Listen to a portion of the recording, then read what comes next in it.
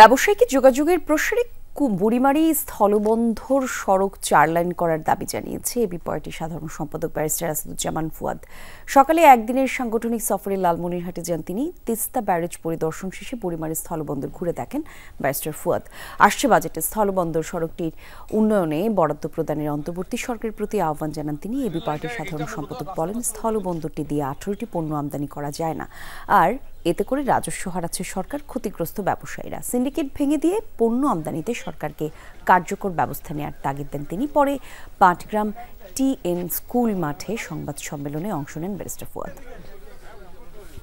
প্রতিদ্বন্দ্বিতাকে open করে দিতে হবে।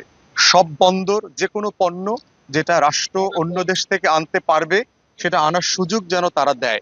সব মিলিয়ে আমরা বোধ করছি যে বাংলাদেশে এই দ্বিতীয় বৃহত্তম স্থল বন্দরের যে পটেনশিয়াল আছে, সম্ভাবনা আছে, সেটাকে আরো বড় আকারে তুলে ধরবার সুযোগ আছে।